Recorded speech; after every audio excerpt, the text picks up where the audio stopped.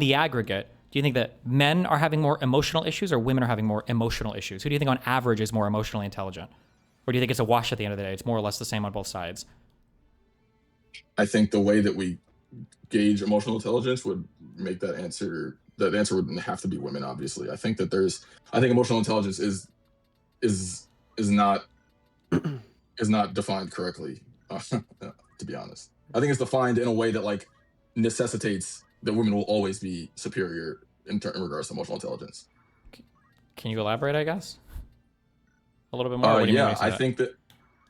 I think that emotional intelligence goes beyond just kind of like being able to like convey like not that it's exclusive, that doesn't include, it's inclusive of, but beyond just being able to convey your feelings in like a in sort of like an intimate manner with like, close friends and family. I think that is obviously a key component, and it's indicative of emotional intelligence. But I think there are, like, beyond that, it could just be like being able to handle like stressful situations, Mm-hmm. being able to like kind of like learn from, like, take losses and learn from them, like in any kind of like vector of life. I think, Do you think for and I any of think these when you things, start, for either of these things, do you think that women in general are less able to handle stressful situations? Or do you think that women in general are less able to learn lessons from failures in life?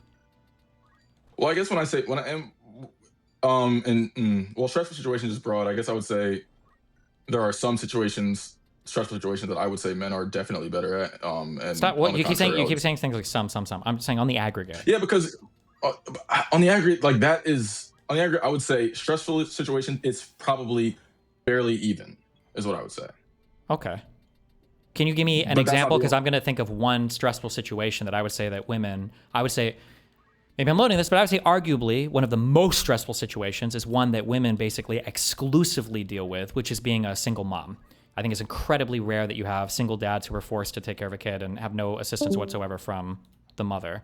But so I would say that like that's an incredibly stressful situation that is insanely one-sided. What do you think? What's an example of an incredibly stressful situation that only a man deals with, or could deal with, or men generally deal with better than women? Home invader. Okay, something that doesn't involve physical combat that less than 2% of men are ever going to see in their entire lives in a first world country. um uh I Also, think hold on, wait. Do you probably think that a getting, home invasion is not in general stressful for men to deal with? no, I'm You mean saying women? no, wait, hold on, what? No, I'm saying that I think I would trust a man in that situation, like maybe like saving a fucking like cat from a burning building. I would probably say like similarly that men would probably on average exhibit higher levels of emotional composure and sort of like capacity in those regards. But that kind of plays into the physical thing. So I guess another example I'll give is like maybe like, like dealing with like an authority figure, like scolding you, like condemning you, like yelling at you. I think I